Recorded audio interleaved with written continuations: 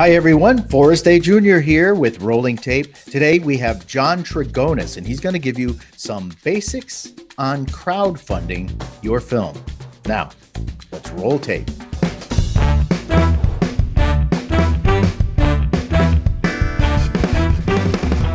This episode brought to you by Spoof Dance Film Festival. Make parody commercials and bring the funny. Hi John, welcome to the show. Oh, thanks so much for having me. I'm very excited to be here. Great to have you. Now let's talk about some basics of crowdfunding.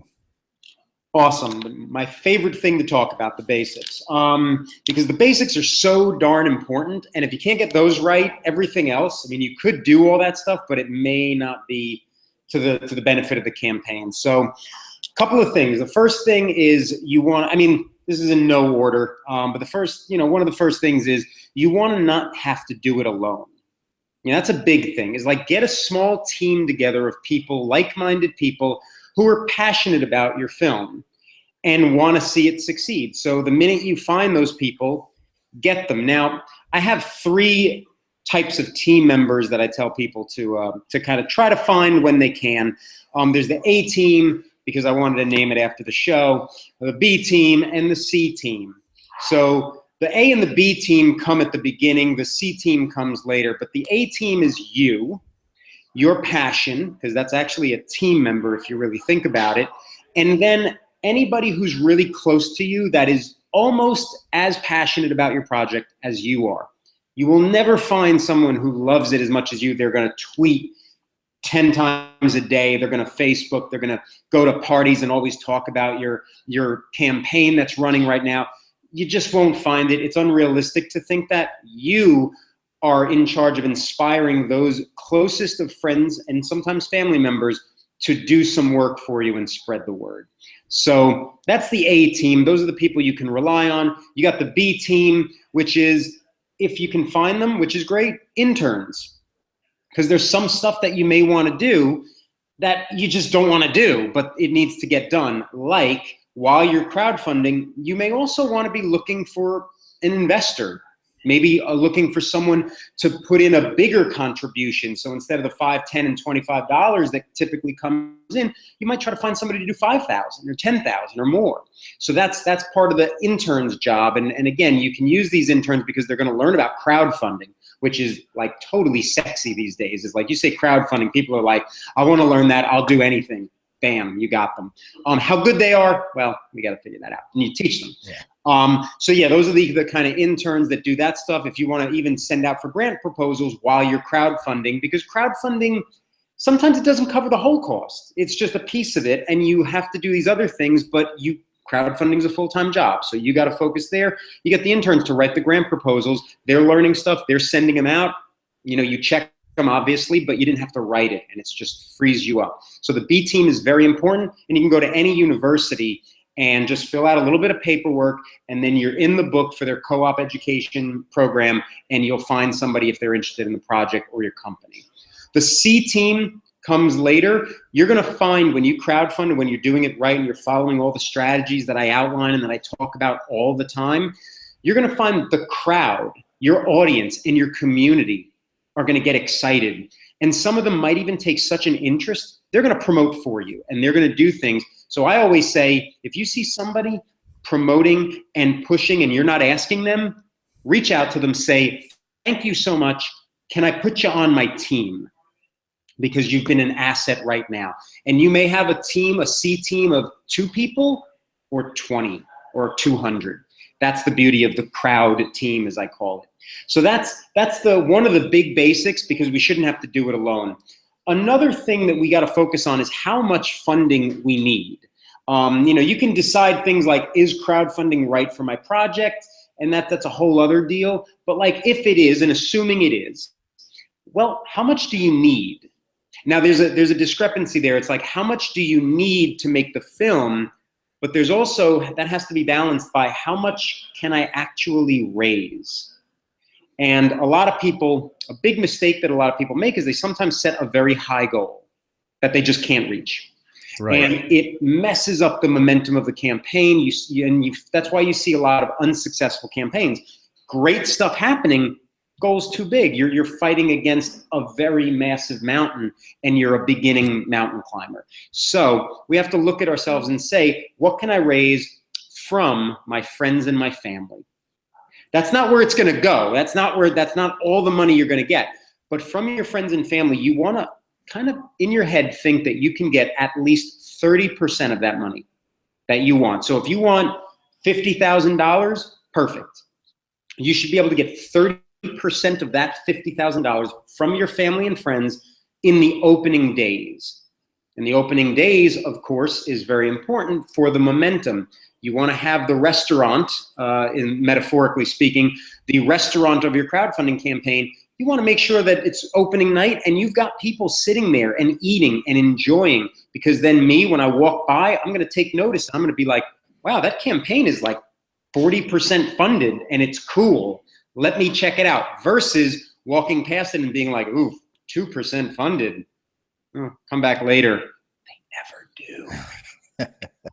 Right. I mean, everybody wants to be on a winning team.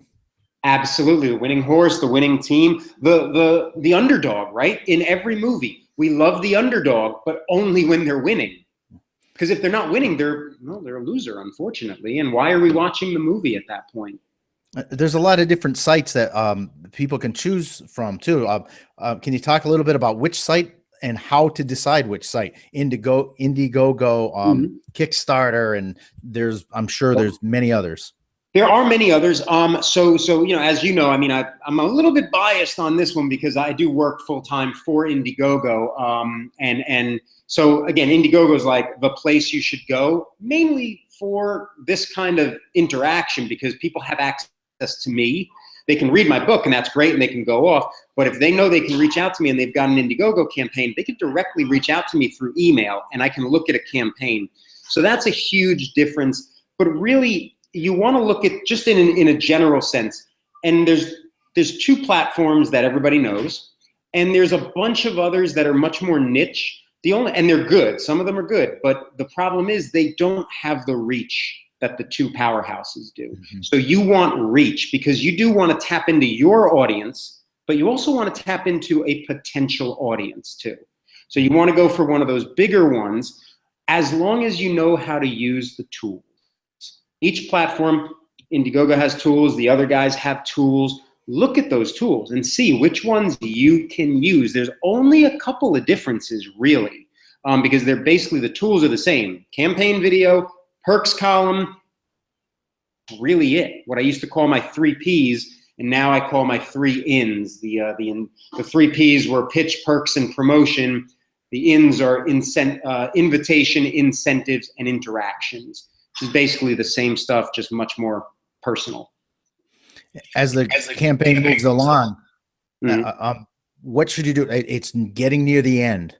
Oh, man. You're maybe not at your goal. What should someone do? They got to push.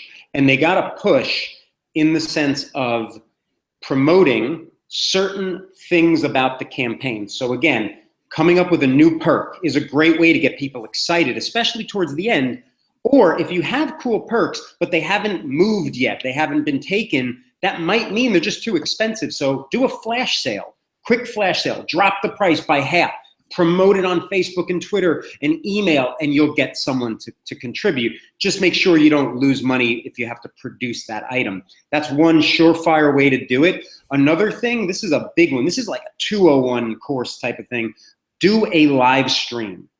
I worked with the Iron Sky, the Coming Race campaign, and these guys did a 6-hour live stream. They were giving away items, selling perks, new perks and things like that. And they had guests and everything who were all part of the movie. And it was amazing. It was really long, but it was amazing. And they made, I think it was like $62,000 around that amount in just 6 hours because of that live stream. So doing some kind of a Google Hangout type event on like one of your last days, surefire way to get people excited. Now it's wrapped up. You got your money. The perks, how important is that to make sure you get them out? It's definitely important because again, if you don't deliver on your perks, especially the movie perk, because that's a perk most of the time for $25, you get a download, and that could come out 2 years later if it has to.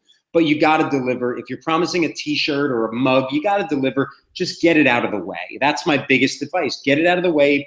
Do them real fast, because people do want things now. They have this immediate gratification thing. They'll wait for the movie. They get it. You know, you got to make it.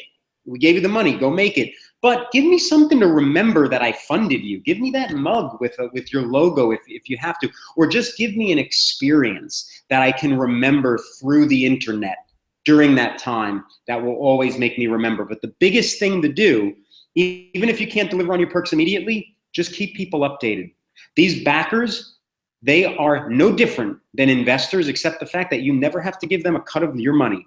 They are giving you their money to make an awesome product. Just treat them with that same respect. Let them know it's going to be another month, but we're here. We're listening to you. We're not going anywhere. We're not taking the money and running. Great advice, John. And I like that, though. Treat them with respect. That's great. Before we go, how can people get a hold of you? They can find me easily on Twitter. I am at Trigonis, my last name, Trigonis. Or they'll find me somewhere. Believe me, you'll see me at a seminar doing something. All right. And of course, check out the book, Crowdfunding for Filmmakers. All right. Thanks a lot, John. I totally appreciate your information. We'll have John back on the show at some point in the future. Can't wait. Thank you so much. Thanks, John.